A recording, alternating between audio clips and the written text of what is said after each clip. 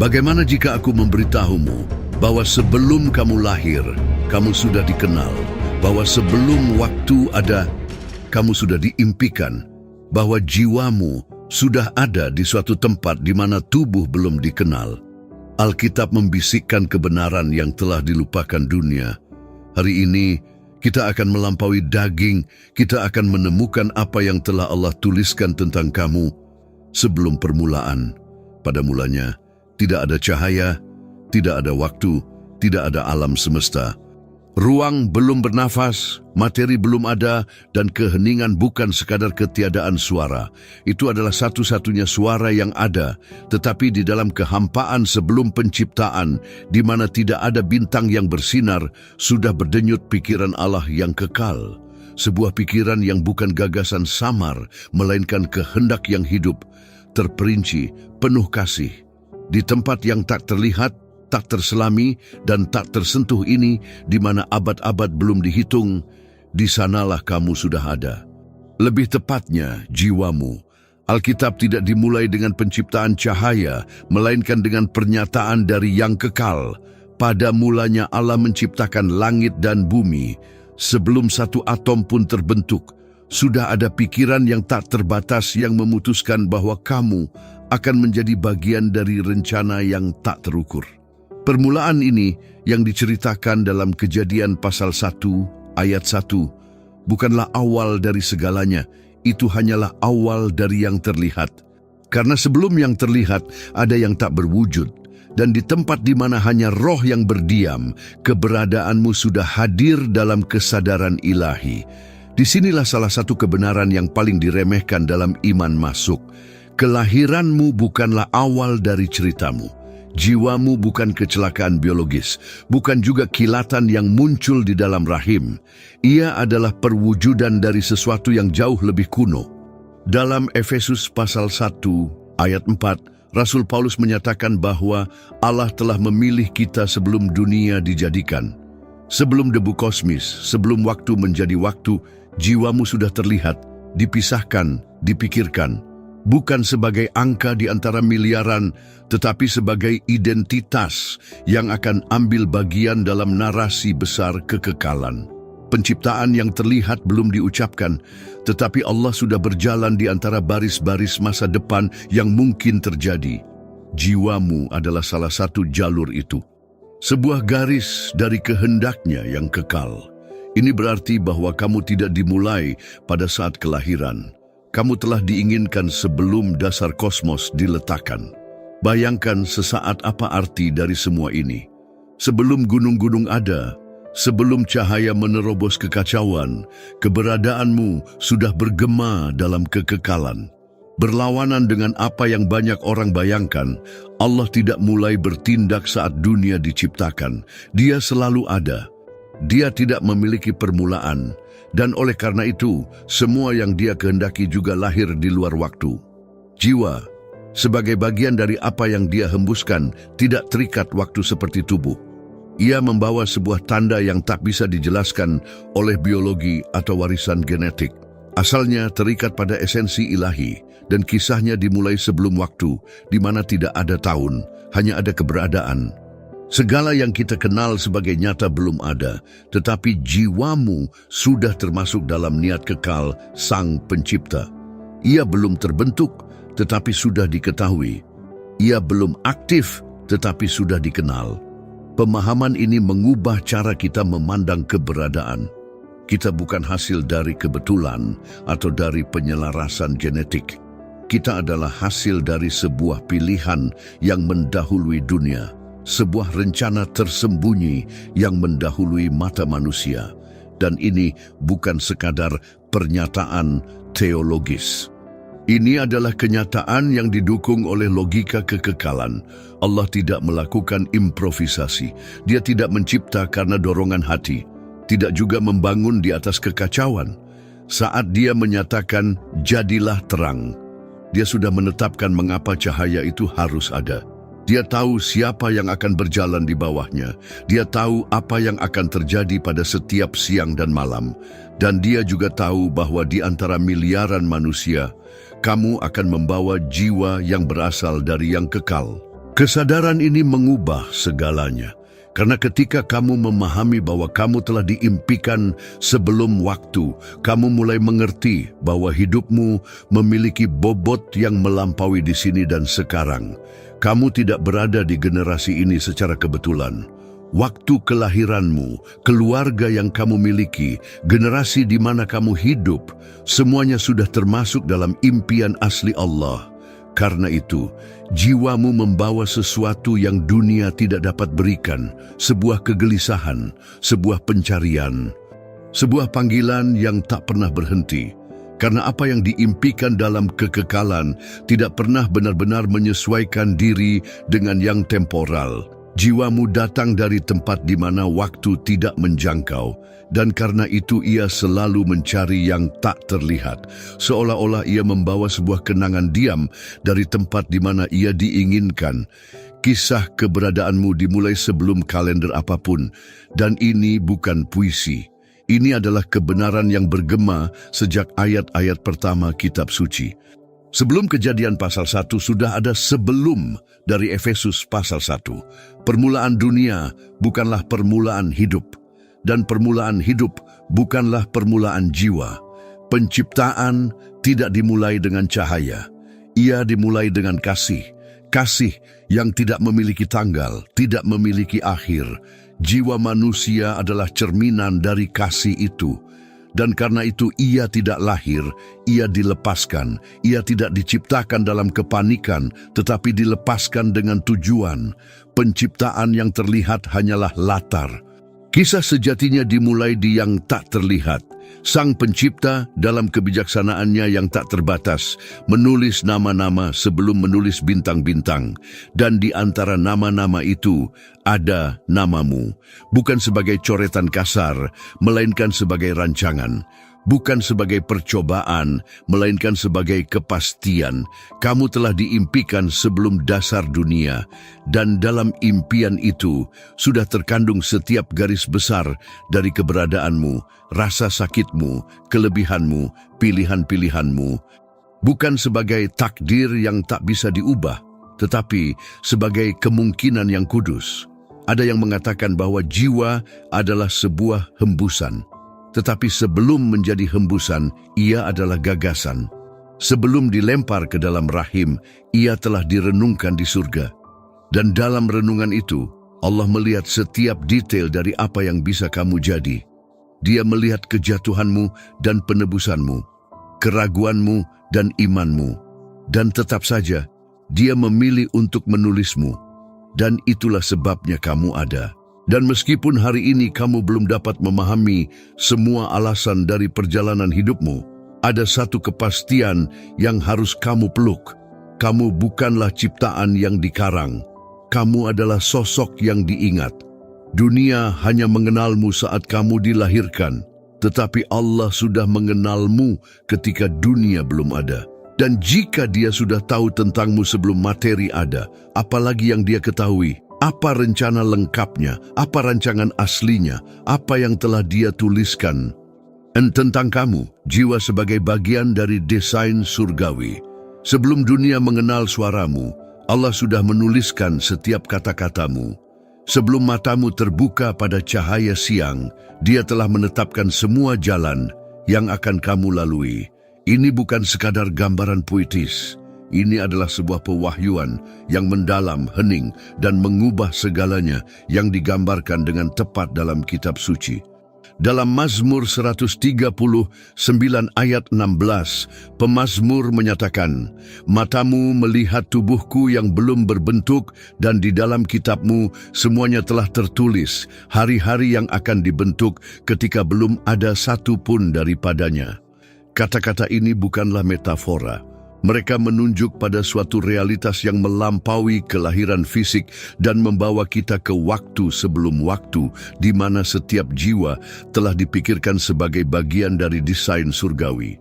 Jiwa, oleh karena itu, bukan entitas yang muncul secara tiba-tiba atau hasil kebetulan. Ia adalah sebuah rancangan, sebuah ide yang hidup di dalam hati Sang Pencipta. Kita tidak sedang membicarakan rencana umum, tetapi sebuah sketsa yang terperinci, di mana setiap keunikan keberadaan manusia telah dipertimbangkan dengan kedalaman dan maksud yang jelas. Allah tidak mencipta secara massal, Dia membentuk dengan maksud. Setiap jiwa, termasuk jiwamu, telah ditulis dalam kitab kehidupan dengan tanda tangan yang unik. Keberadaan bukanlah suatu kebetulan, ia dirancang. Dan hal ini membawa implikasi yang kuat terhadap identitas. Kamu tidak dilahirkan untuk menemukan siapa dirimu melalui coba-coba, melainkan untuk menemukan kembali apa yang telah diwahyukan oleh Dia yang membentukmu dalam yang tak terlihat. Yeremia pasal 1 ayat 5 menggema dengan kenyataan yang sama. Allah berkata kepada Nabi, "Sebelum aku membentuk engkau dalam rahim, aku telah mengenal engkau. Dan sebelum engkau keluar dari kandungan, aku telah menguduskan engkau. Aku telah menetapkan engkau menjadi nabi bagi bangsa-bangsa." Di sini, Allah tidak hanya menyatakan bahwa Dia mengenal Yeremia sebelum kelahirannya. Dia berkata bahwa Dia telah memisahkannya dan memberikan tujuan yang pasti bahkan sebelum tubuh itu ada. Ini menunjukkan bahwa jiwa membawa panggilan yang mendahului daging. Ada sebuah panggilan yang tidak bergantung pada bakat alami, tetapi pada pengenalan rohani. Dan prinsip ini berlaku bagi kita semua. Mungkin kamu bukan nabi bagi bangsa-bangsa, tetapi kamu juga telah dipikirkan, dipisahkan, dan dirancang dengan ketepatan ilahi. Jiwa tidak dilepaskan ke dunia dalam pencarian makna. Ia dilepaskan dengan sebuah tujuan yang telah tertanam dalam dirinya. Dan meskipun keadaan manusia mencoba untuk menghapus kebenaran ini, rencana itu tetap utuh dalam catatan Allah. Kebenaran ini terhubung dengan salah satu bagian paling misterius dalam Perjanjian Lama. Dalam kitab Ayub, pasal 38 ayat 7, Allah bertanya kepada Ayub, "Di manakah engkau ketika bintang-bintang fajar bersorak-sorai bersama-sama dan semua anak-anak Allah bersorak gembira?" Referensi tentang anak-anak Allah ini menunjukkan adanya majelis rohani yang hadir. Sebelum penciptaan bumi, meskipun teksnya dipenuhi simbolisme, ia menunjuk pada kemungkinan keberadaan yang dapat dikenali oleh Allah sebelum dunia yang terlihat diciptakan. Jiwa, dalam konteks ini, dapat dipahami sebagai bagian dari realitas rohani yang mendahului tubuh. Sebuah roh yang dikenal dan dimasukkan dalam rencana yang lebih besar. Jika semua ini benar dan Alkitab menyatakannya demikian, maka setiap detail dari jiwamu bukanlah hasil kebetulan. Kecenderungan hatimu, karunia yang kamu miliki, kepekaanmu dalam merasakan dunia, luka-luka yang membentuk jalan hidupmu, semua itu bukanlah kecelakaan. Itu semua adalah bagian dari sebuah rancangan yang ditulis dengan hikmat kekal. Kamu membawa di dalam dirimu sebuah konfigurasi rohani yang unik yang mencerminkan Sang Pencipta. Dan konfigurasi ini sudah ada sebelum kamu dibentuk dalam rahim. Tetapi jika jiwamu telah ditulis, dipikirkan, dan dikenal, apa artinya itu terhadap nilai yang kamu miliki? Di dunia yang mengukur nilai berdasarkan kinerja, penampilan, atau kegunaan gagasan, bahwa kamu telah diinginkan oleh Allah sebelum ada adalah sesuatu yang radikal. Itu berarti bahwa nilai dirimu tidak tergantung pada apa yang kamu lakukan, tetapi pada kenyataan bahwa kamu telah diimpikan dengan sengaja. Kamu tidak perlu meraih nilai, itu telah diberikan dan tidak bisa dicabut. Pandangan ini memulihkan martabat jiwa manusia. Ia mencegah kita untuk memperlakukannya sebagai produk sampingan otak, sebagai kecelakaan evolusi atau ciptaan pikiran religius. Jiwa adalah inti dari identitas kekal. Ia mendahului tubuh, lebih tinggi dari waktu, dan lebih nyata daripada semua yang bisa dilihat mata. Dari sini, kita memahami bahwa kehidupan rohani tidak dimulai saat seseorang menerima Allah. Ia dimulai ketika jiwa dikenali sebagai ciptaannya. Hubungan dengan Sang Pencipta sebenarnya adalah sebuah pertemuan kembali. Sebuah kembalinya kepada sesuatu yang sudah ada tetapi telah dilupakan. Itu bukan sesuatu yang baru, itu adalah sesuatu yang ditemukan kembali. Jiwa tidak belajar tentang Allah, ia mengingat. Karena itu ada seruan di dalam diri yang banyak orang tidak tahu bagaimana menamainya. Sebuah dahaga akan tujuan, akan rasa memiliki, akan arah. Seruan itu berasal dari jiwa yang sedang mencoba mengingat apa yang sudah diketahuinya sebelum lahir. Doa, pencarian rohani, kerinduan akan kekekalan, semua itu adalah jiwa yang berusaha kembali ke titik di mana ia pertama kali dituliskan. Dan bahkan ketika pikiran meragukan, jiwa tetap bersikeras. Karena ia mengenali tulisan tangan Sang Pencipta dalam esensinya sendiri. Tetapi jika setiap jiwa telah dipikirkan dengan begitu hati-hati, mengapa begitu banyak yang hidup seolah-olah tersesat? Jawabannya ada pada lupa. Di langkah berikutnya dari perjalanan ini, kita perlu memahami apa yang terjadi antara saat jiwa dituliskan dan saat ia terwujud dalam waktu. Ada sebuah jeda yang kudus, penuh misteri, di mana sesuatu telah disembunyikan, diselubungi, terhapus dari ingatan sadar. Dan di ruang itulah tinggal misteri besar berikutnya, di manakah jiwa berada sebelum rahim, dan mengapa kita tidak mengingatnya. Ruang jiwa, di mana kita sebelum rahim. Jika jiwa ditulis dalam pikiran Allah sebagai bagian dari rencana yang telah ada sebelum kelahiran, maka muncul pertanyaan yang tak terhindarkan. Di manakah ia berada ketika tubuh belum terbentuk? Apa yang terjadi antara saat ketika Allah mengenal jiwa dan saat ia menyentuh rahim seorang ibu? Mungkinkah ada semacam ruang tersembunyi, kamar tak terlihat, di mana jiwa-jiwa menunggu waktu yang tepat untuk turun ke dunia?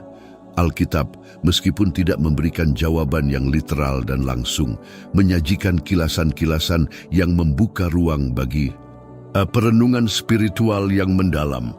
Salah satu teks yang paling menarik terdapat dalam Zakharia pasal 12 ayat 1. Tuhan yang membentangkan langit, yang meletakkan dasar bumi, dan yang membentuk roh manusia di dalam dirinya. Pernyataan ini mengungkapkan bahwa roh manusia tidak dihasilkan oleh tubuh, melainkan dibentuk oleh Allah, dimasukkan ke dalam keberadaan material pada waktu yang tepat. Ada pemisahan yang jelas antara penciptaan tubuh dan pembentukan roh. Dan jika roh dibentuk oleh Allah dan baru kemudian dimasukkan ke dalam manusia, apa yang ini katakan tentang asal-usulnya? Pengkhotbah pasal 12 ayat 7 memperkuat misteri ini. Dan debu kembali menjadi tanah seperti semula, dan roh kembali kepada Allah yang telah memberikannya. Urutan yang terbalik ini, tubuh kembali ke tanah, roh kembali ke surga, menunjukkan bahwa jiwa berasal dari Allah bahkan sebelum berada di dalam tubuh dan kembali kepadanya setelah kematian.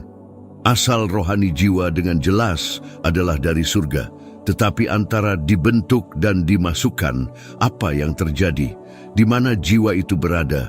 Apakah ia hidup, sadar? Apakah ia menunggu? Secara teologis, gagasan ini dikenal sebagai hipotesis pra-eksistensi jiwa, sebuah pandangan yang, meskipun tidak menjadi konsensus dalam ortodoksi Kristen, juga tidak pernah sepenuhnya disangkal oleh kitab suci.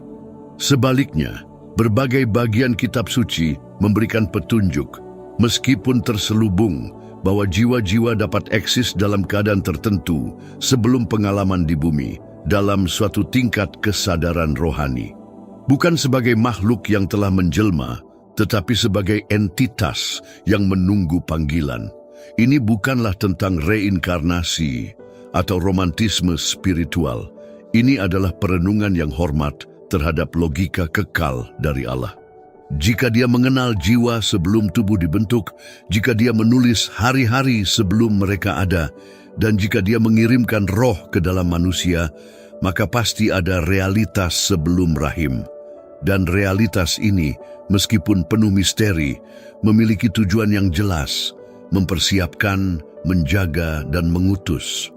Dalam beberapa tradisi Yahudi kuno, terdapat konsep guf, semacam gudang surgawi di mana jiwa-jiwa menunggu hingga dilepaskan untuk kelahiran. Ini bukanlah doktrin Alkitabiah yang eksplisit, melainkan cara simbolis untuk mengekspresikan penantian spiritual. Yang penting bukanlah gambar harfiahnya, melainkan apa yang diungkapkannya. Sebuah pemahaman leluhur bahwa jiwa tidak dilahirkan bersama tubuh, melainkan diutus. Hal ini membawa kita pada gambaran tentang ruang jiwa, sebuah tempat tersembunyi, tak tersentuh, di mana kekekalan beristirahat dalam keheningan hingga waktu yang tepat tiba. Sebuah ruang rohani di mana tidak ada materi tetapi ada tujuan, tidak ada biologi tetapi ada takdir. Di sanalah roh tinggal hingga hari yang telah ditentukan. Jiwa tidak muncul pada saat pembuahan. Ia diarahkan, diutus seperti anak panah yang dilepaskan dari busur kekal. Seolah-olah Allah memegang setiap jiwa di tangannya hingga saat yang tepat. Dan ketika sejarah di bumi siap untuk menerimanya, Dia melepaskannya dengan kasih dan maksud ke dalam rahim seorang wanita. Dan yang paling menakjubkan adalah bahwa penantian ini tidak kosong. Ia adalah bagian dari proses, bagian dari misteri, bagian dari pembentukan rohani yang mendahului keberadaan materi. Banyak orang yang berjalan dalam hidup ini merasakan kerinduan yang tak bisa dijelaskan. Sebuah kekosongan yang tak selalu bisa dipenuhi oleh kasih manusia, pencapaian, atau jawaban.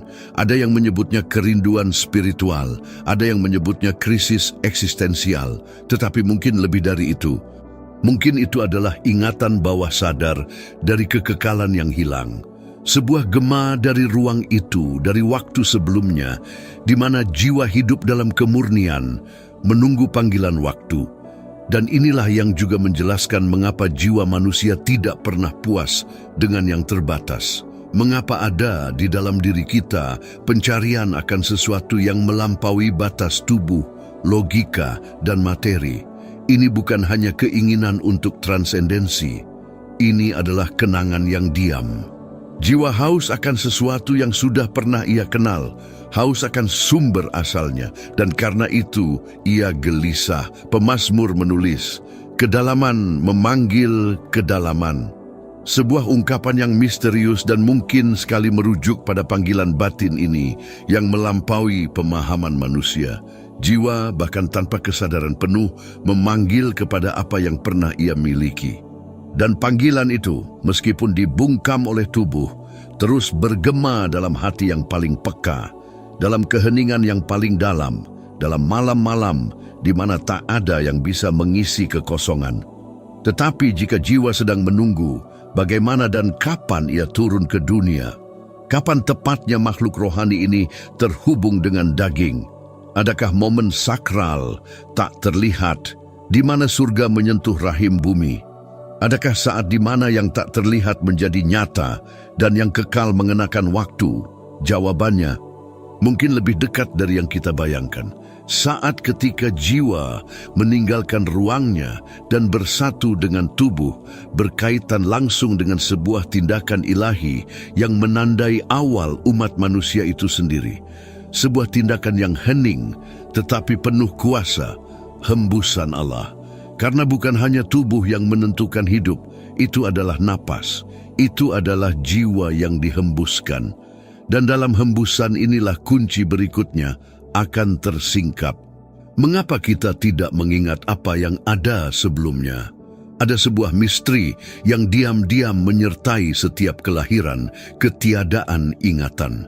Jiwa yang sebelumnya telah ada dalam pikiran Allah, yang telah ditulis dengan rinci dalam kitab kehidupan, yang mungkin telah menghuni sebuah ruang tunggu spiritual, turun ke dunia tanpa mengingat apa yang terjadi sebelumnya. Ketika menyentuh waktu, jiwa melupakan kekekalan. Ketika bersatu dengan tubuh, ia kehilangan referensi tentang dari mana ia berasal. Dan ini bukan karena kesalahan atau kelalaian. Ketiadaan ingatan adalah bagian dari rencana. Banyak orang pada suatu titik dalam hidupnya pernah merasakan bahwa mereka berasal dari tempat lain. Sebuah rasa asing yang halus terhadap dunia, seolah ada sesuatu yang hilang, Ini adalah nostalgia spiritual yang tidak memiliki nama. Sebuah perasaan keterasingan yang tidak bisa dijelaskan dengan psikologi atau biologi. Jiwa membawa gema. Dan gema itu, meskipun tanpa ingatan yang utuh, menunjukkan bahwa kita pernah terhubung dengan yang kekal. Pengkhotbah pasal 3 ayat 11 berkata, Ia membuat segala sesuatu indah pada waktunya. Bahkan Ia memberikan kekekalan dalam hati mereka. Tetapi manusia tidak dapat menyelami pekerjaan yang dilakukan Allah dari awal sampai akhir. Pernyataan ini kuat dan lembut. Kekekalan diletakkan di dalam diri kita, bukan di sekitar, tapi di dalam. Kita adalah pembawa kesan kekal. Kita membawa sesuatu dalam hati manusia yang melampaui waktu, logika, dan sains. Namun, pada saat yang sama, kita tidak mampu memahaminya sepenuhnya. Kekekalan tinggal di dalam kita, tetapi pemahaman menghindar. Inilah sifat dari pelupaan ilahi. Ia tidak total, ia tidak merusak, ia bersifat pedagogis. Tirai yang menutupi kenangan kekal bukanlah hukuman, melainkan persiapan. Sang Pencipta tidak menghapus ingatan karena ceroboh, tetapi karena kasih. Jika kita mengingat sepenuhnya dari mana kita berasal, kita akan menjalani hidup di sini dengan ketidaktertarikan, kecemasan, atau bahkan keputusasaan. Dunia ini hanya akan menjadi tempat pembuangan. Karena itu, Allah mengizinkan kita merasakan kekekalan, tetapi tidak memahaminya secara penuh. Pelupaan adalah bingkai dari iman. Ketiadaan ingatanlah yang menghasilkan kebutuhan untuk mencari. Dan dalam pencarianlah hubungan dengan Allah dibangun. Jika jiwa mengingat, tidak akan ada perjalanan spiritual, hanya kerinduan yang tak berubah. Tirai memori memungkinkan kita untuk merindukan, mencari, menginginkan. Dan kerinduan itulah yang mendorong jiwa kembali kepada Sang Pencipta. Bayangkan hidup sebagai ladang tempat Allah menanam benih yang memiliki identitas. Setiap jiwa adalah benih yang berasal dari surga. Tetapi ketika dilempar ke bumi, ia harus memecah kulitnya, tumbuh, mekar, tanpa mengingat dengan jelas pohon dari mana ia berasal. Namun di dalamnya tetap ada kode asal. Karena itu, bahkan tanpa mengetahui alasannya, jiwa tetap merindukan. Karena di dalamnya masih berdenyut jejak dari tempat ia berasal. Kerinduan inilah yang mendorong begitu banyak orang selama berabad-abad untuk mencari makna, tujuan, kekekalan.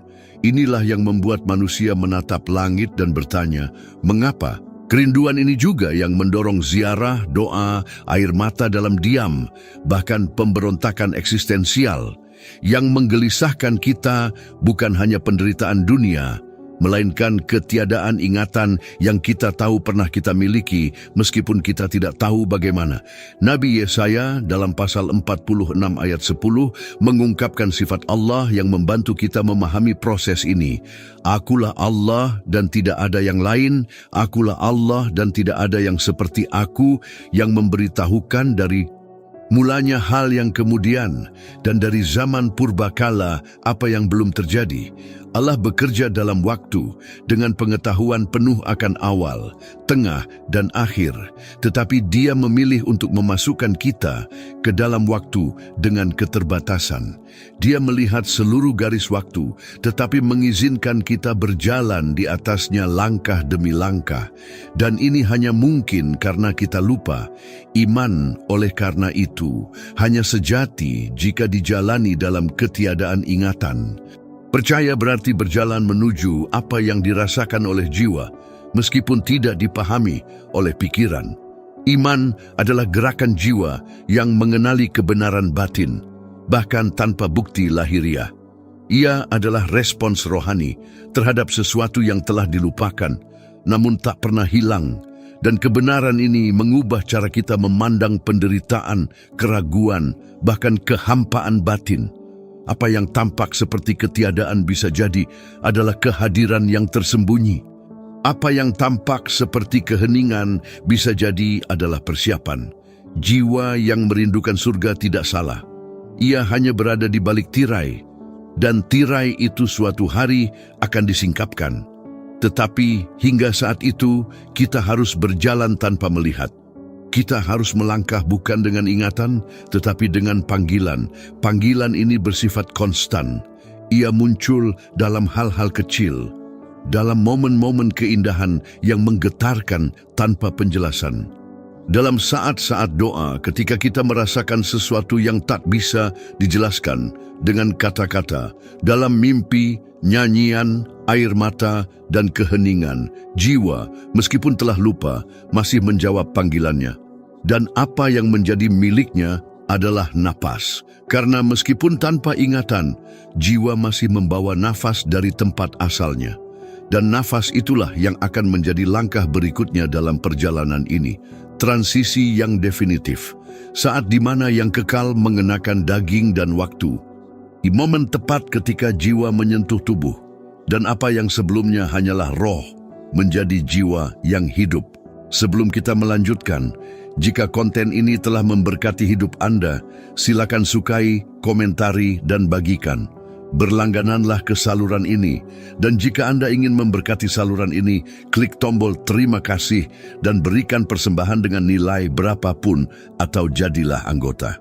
Dengan begitu, kami dapat terus berinvestasi dalam penelitian dan peningkatan untuk memberkati hidup Anda lebih lagi. Lanjutkan. Ada satu momen sunyi, tak terlihat oleh mata manusia ketika surga menyentuh materi. Inilah saat di mana jiwa yang telah diimpikan sebelum dunia diletakkan, ditulis dalam pikiran kekal Allah, disimpan dalam yang tak terlihat, dan ditutupi oleh tirai pelupaan, akhirnya dilepaskan untuk masuk ke dalam waktu. Momen ini lebih dari sekadar biologis, lebih dari proses kehamilan. Ini adalah pertemuan antara dimensi, ketika yang kekal melipat dirinya ke atas yang sementara, ketika yang tidak kelihatan berlabuh pada yang kelihatan, ketika jiwa menyentuh tubuh. Alkitab menggambarkan dalam Kejadian pasal 2 ayat 7, sebuah adegan yang melampaui penciptaan Adam. Itu adalah kunci teologis untuk memahami kelahiran setiap jiwa yang hidup. Maka Tuhan Allah membentuk manusia itu dari debu tanah dan menghembuskan nafas hidup ke dalam hidungnya. Demikianlah manusia itu menjadi makhluk yang hidup. Teks ini tidak mengatakan bahwa manusia diciptakan dengan kehidupan. Ia mengatakan bahwa ia dibentuk dari debu dan baru kemudian menerima nafas ilahi. Tubuh tanpa roh hanyalah bentuk. Ia adalah struktur, tetapi belum eksistensi. Kehidupan hanya terjadi ketika nafas dari Sang Pencipta memasuki apa yang telah dibentuk. Dan disinilah letak misterinya. Prinsip yang sama terulang, generasi demi generasi. Pembentukan biologis hanyalah wadah. Eksistensi sejati terjadi pada saat Allah menghembuskan jiwa ke dalam tubuh yang sedang berkembang. Ini bukan proses otomatis, mekanis, tanpa kehadiran. Ini adalah tindakan penciptaan langsung. Setiap kali satu jiwa masuk ke dalam rahim, ada satu hembusan baru. Satu jadilah hidup yang baru. Satu aktivasi baru dari rencana kekal. Kebenaran ini secara radikal mengubah cara kita memandang awal kehidupan. Ini bukan sekadar kombinasi genetik atau hasil dari biologi reproduktif. Ini adalah tindakan spiritual. Sebuah mukjizat yang sunyi. Tubuh dapat terbentuk melalui cara alami, tetapi jiwa hanya masuk melalui keputusan ilahi. Ia tidak melekat pada daging secara kebetulan. Ia dimasukkan dengan tujuan. Setiap kelahiran, karena itu, adalah kesaksian hidup bahwa surga masih terus menghembuskan nafasnya ke bumi. Ketika masuk ke dalam tubuh, jiwa tidak kehilangan esensinya yang kekal, tetapi mulai mengalami keterbatasan waktu. Ia meninggalkan alam mutlak dan tunduk pada variabel dari eksistensi manusia. Dan ini membawa implikasi yang mendalam. Jiwa yang sebelumnya merenungkan yang tak terlihat kini mendapati dirinya dikelilingi oleh daging, hormon, hasrat, dan kelemahan. Ia harus belajar untuk hidup dalam ruang yang bukan habitat alaminya. Benturan antara yang kekal dan yang sementara inilah yang memberi kehidupan kompleksitasnya. Karena jiwa, meskipun menjelma, tetap membawa jejak surga. Ia masih mengingat, meskipun tidak sadar. Ia masih merindukan apa yang tidak terlihat, dan itu menciptakan ketegangan, konflik batin, pergulatan spiritual. Jiwa tahu bahwa ia jauh dari rumah, tetapi tidak tahu pasti bagaimana kembali. Oleh karena itu, perjalanan duniawi menjadi pencarian terus-menerus akan makna, akan penebusan, akan koneksi kembali. Mazmur 139 menggambarkan misteri ini dengan puitis dan tepat. Sebab engkaulah yang membentuk buah pinggangku, menenun aku dalam kandungan ibuku, matamu melihat selagi aku bakal anak, dan dalam kitabmu semuanya tertulis hari-hari yang akan dibentuk, sebelum ada satu pun daripadanya. Di sini, teks ini tidak hanya menceritakan pembentukan fisik. Ia sedang mengungkapkan koreografi ilahi, momen ketika roh dijalin ke dalam tubuh, nafas ke dalam jaringan, kekekalan ke dalam waktu, dan dalam hembusan itu, identitas diaktifkan. Jiwa bukanlah halaman kosong, ia sudah membawa kecenderungan, karunia, tanda-tanda rohani yang telah ditentukan sebelum kelahiran. Karena itu, ada anak-anak yang sejak dini menunjukkan kepekaan, belas kasih, kebijaksanaan, atau bahkan pergumulan batin, karena jiwa yang tinggal di dalam mereka sudah ada. Sudah dikenal, sudah dipanggil, namun panggilan itu hanya mulai dijalani ketika jiwa terbangun. Dan kebangkitan itu tidak otomatis. Kehidupan manusia seperti tirai yang secara bertahap disingkapkan. Kesadaran spiritual berkembang, menjadi dewasa, dan perlahan mulai mendengar apa yang sebenarnya selalu ada di sana. Karena sejak hembusan pertama, Allah terus berbicara kepada jiwa. Bahkan mereka yang menolak iman, yang menentang yang ilahi, tetap merasakan sesuatu yang tak bisa dijelaskan. Seolah-olah ada suara di dalam diri yang tidak pernah diam. Sebuah rasa bahwa ada sesuatu yang lebih. Sebuah kegelisahan yang tak dapat dibungkam oleh kenikmatan manusia manapun. Itu bukan kesalahan, itu adalah nafas Allah yang masih bergema. Jiwa, meskipun diam, tetap merespons hembusan yang membentuknya. Dan hembusan itu lebih dari sekadar kehidupan, itu adalah kehadiran. Jiwa bukan hanya energi, ia adalah pembawa kehadiran Allah. Ia membawa tanda tangan Sang Pencipta dalam dirinya. Itulah sebabnya ia tidak bisa dipuaskan secara penuh oleh apapun selain Allah itu sendiri. Setiap upaya manusia untuk mengisi ruang itu dengan kesuksesan, uang, kenikmatan, atau pengetahuan akan selalu berakhir dengan kekecewaan. Karena jiwa diciptakan untuk sesuatu yang lebih besar, sesuatu yang kekal, sesuatu yang melampaui tubuh yang ia tempati. Dan sebagaimana ada satu momen pasti bagi hembusan itu, akan ada pula satu momen bagi hembusan terakhir. Siklus akan ditutup. Tetapi di antara nafas pertama dan yang terakhir, jiwa memiliki sebuah misi, mengingat apa yang telah dilupakan, menemukan jalan pulang, dan memenuhi tujuan mengapa ia diutus.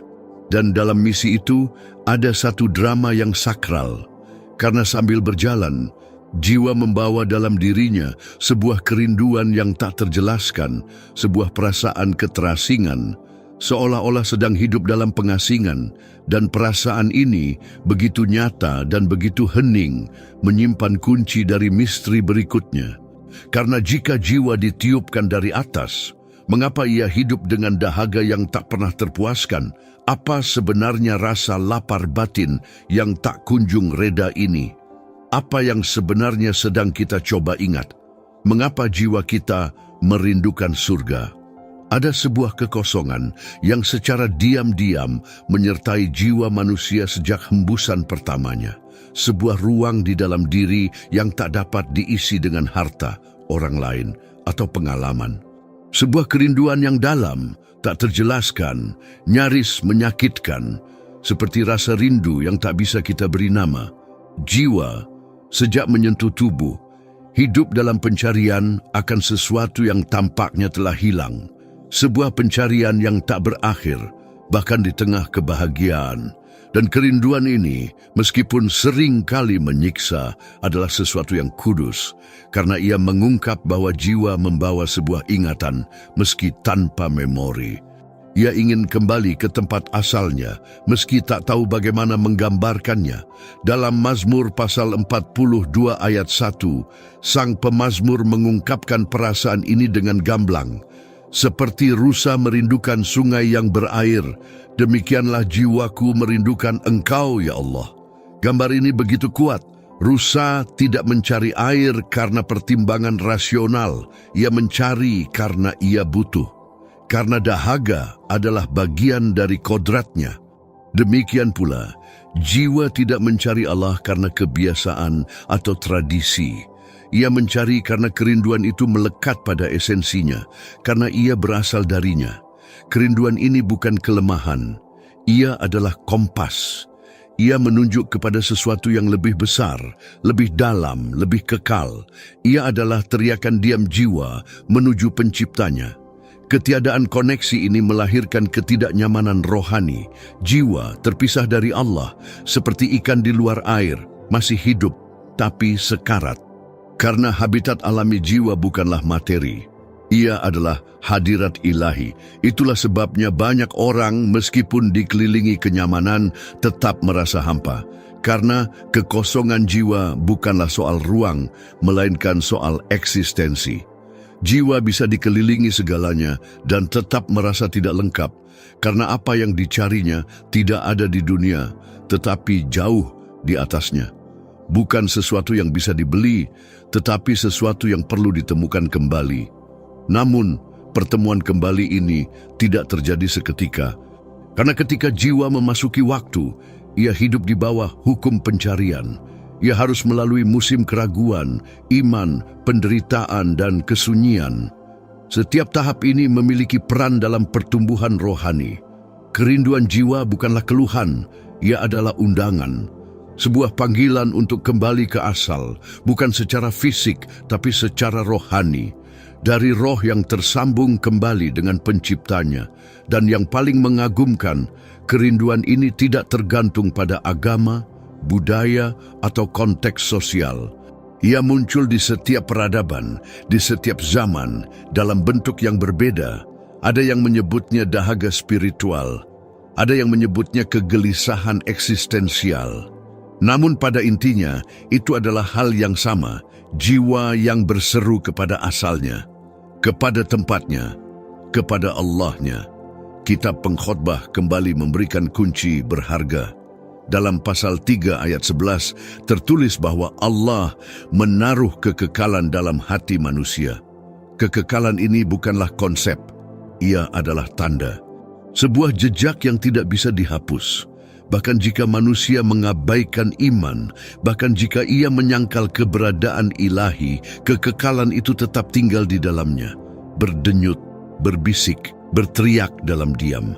Inilah yang menjelaskan mengapa manusia terpesona oleh tema-tema seperti keabadian, akhirat, makna hidup, kematian, dan transendensi. Semua tema ini menunjuk kepada satu kebenaran. Jiwa tahu bahwa ada sesuatu di luar saat ini.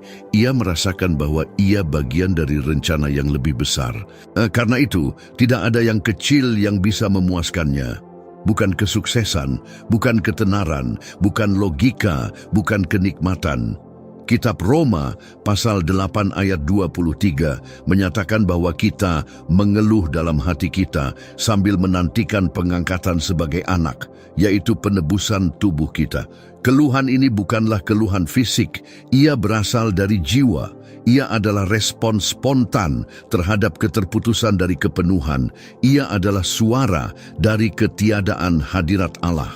Suara ini hanya akan berhenti saat kita menemukan kembali sumbernya. Dan disinilah salah satu kebenaran paling luar biasa dari iman Kristen. Allah tidak hanya mengetahui kerinduan ini, Ia sendiri yang menanamkannya dalam diri kita.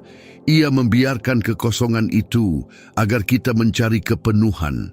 Ia menyembunyikan kekekalan, tapi meninggalkan jejaknya di mana-mana, dalam keindahan, dalam seni, dalam alam, dalam musik, dalam hati nurani, dalam kasih. Semua ini adalah tanda, gema, kenangan samar dari sesuatu yang pernah kita sentuh sebelum dilahirkan. Manusia, bahkan dalam bentuknya yang paling skeptis, tidak bisa benar-benar membungkam seruan ini. Ia bisa menekannya dengan kebisingan, kesibukan, atau kesombongan. Tapi ia tidak bisa mematikannya, karena jiwa setelah dihembuskan oleh Allah membawa suara asal-usulnya, dan suara itu tidak pernah benar-benar diam, ia hanya menunggu dikenali. Banyak yang menghabiskan hidup mencoba mengisi kekosongan itu dengan hal-hal yang tampak. Tapi cepat atau lambat, mereka menyadari bahwa yang tampak tidak akan pernah cukup untuk memuaskan yang tak terlihat. Jiwa tidak makan dari materi. Ia makan dari makna, dari kebenaran, dari persekutuan dengan yang kekal. Karena itu, ada orang-orang yang saat mendengar lagu, saat menatap langit, saat membaca firman, tiba-tiba dilanda emosi yang tak dapat dijelaskan. Itu adalah jiwa menyentuh sesuatu yang dikenalnya, sebuah kilasan dari asal-usul, sebuah fragmen kekekalan yang menembus batas waktu, sebuah momen di mana tirai tersingkap hanya sejenak, agar kerinduan itu kembali berdenyut kuat. Kerinduan ini adalah kerinduan yang kudus. Ia bukan kelemahan, ia adalah tanda kehidupan. Jiwa yang masih merindukan Allah adalah jiwa yang hidup, masih gelisah, mungkin terluka, tapi tetap hidup. Dan kegelisahan itulah yang mendorong kita maju, yang membuat kita mencari, yang membawa kita kembali ke tempat asal.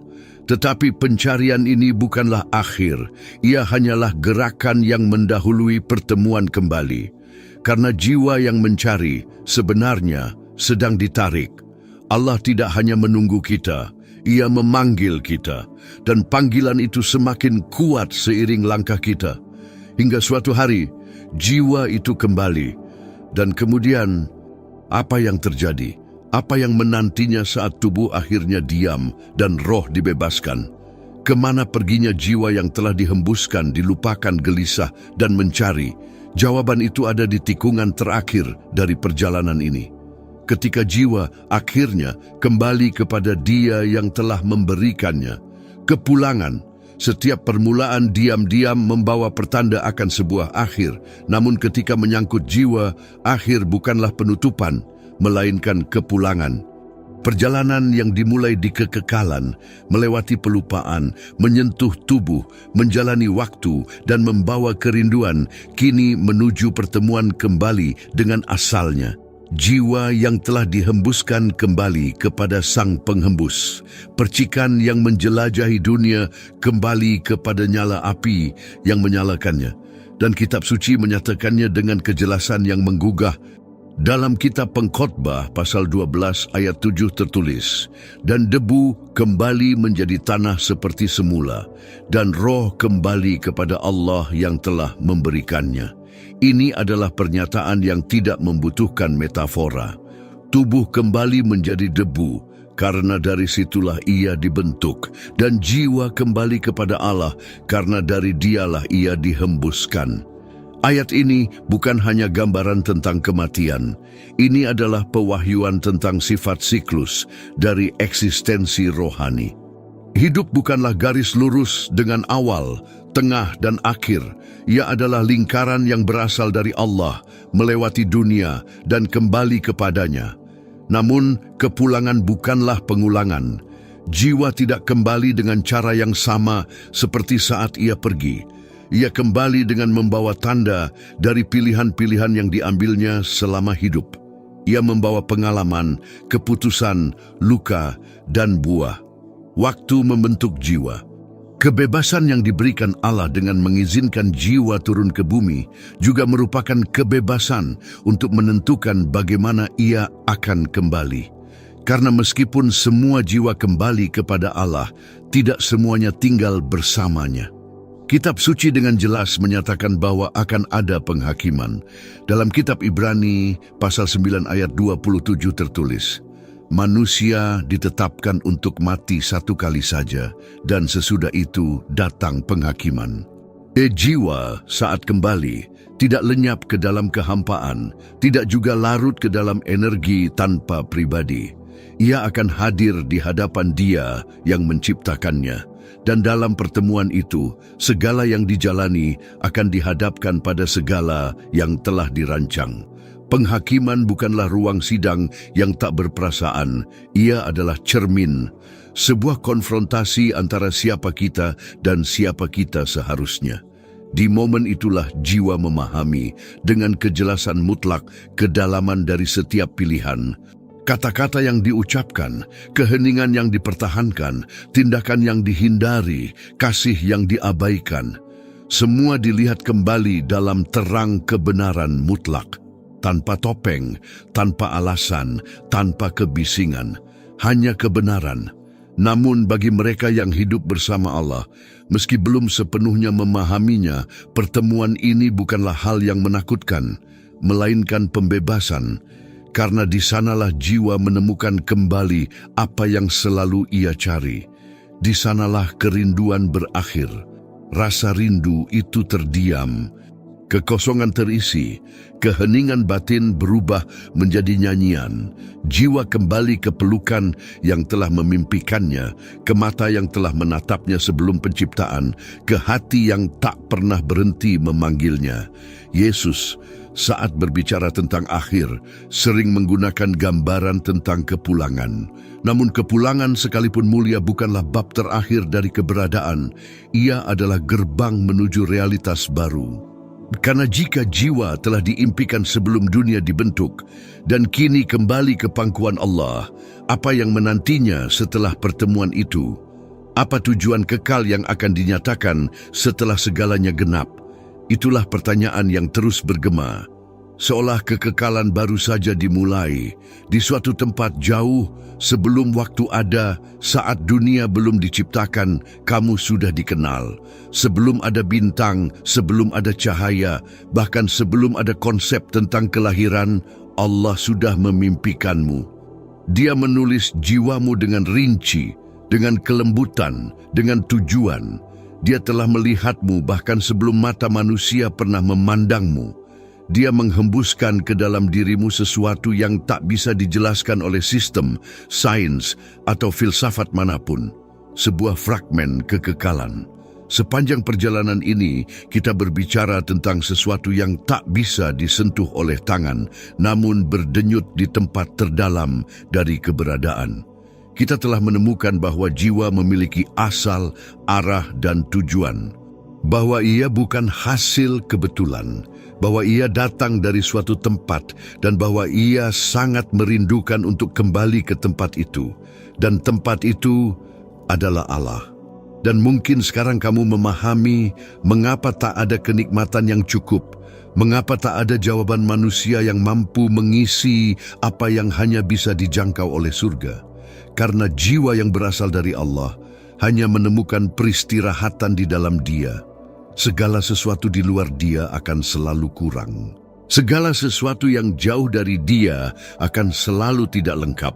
Mungkin ceritamu sampai saat ini penuh dengan gangguan, penyimpangan, atau bahkan kesunyian antara dirimu dan Sang Pencipta. Tapi kebenarannya adalah bahwa Dia tidak pernah berhenti memanggil. Bahkan saat kamu tidak mendengar, bahkan saat semuanya dalam dirimu terasa diam, Dia masih berbisik. Rindu yang kamu rasakan bukan untuk sesuatu, itu untuk Dia. Dan sekarang, setelah semua yang telah kamu dengar, setelah seluruh perjalanan tentang asal dan tujuan jiwa ini, ada sebuah pilihan, sebuah pintu terbuka, sebuah panggilan yang tidak datang dari agama, sistem, atau video, melainkan dari Allah sendiri yang menciptakanmu. Dia sedang memanggilmu kembali, pulang, ke pelukan yang memimpikanmu sebelum dunia menjadi dunia. Hari ini, jika kamu merasakan sesuatu di dalam dirimu yang tak bisa kamu jelaskan, jika air mata jatuh tanpa alasan, jika kenangan yang asing menyentuh hatimu, jangan abaikan. Mungkin itu adalah jiwamu yang mengenali suara penciptanya. Mungkin itu adalah rohmu yang berkata, aku ingat aku ingin pulang. Dan jika itu yang kamu rasakan, jangan melawan. Jika kamu ingin berdamai kembali dengan Juru Selamat kita, Yesus Kristus, jika karena alasan apapun kamu telah menjauh, atau jika kamu ingin memulai hari ini, sekarang, sebuah perjalanan baru menuju keselamatan kekal, tulislah di komentar, "Aku menerimamu, Tuhan Yesus, sebagai Tuhan dan Juru Selamat satu-satunya dalam hidupku." Dan jika kamu telah menyerahkan jiwamu kepadanya, nyatakan itu di komentar dengan satu kata, "Amin," agar pesan ini tersebar lebih luas dan mencapai jiwa-jiwa lain yang seperti milikmu juga ingin pulang. Sampai jumpa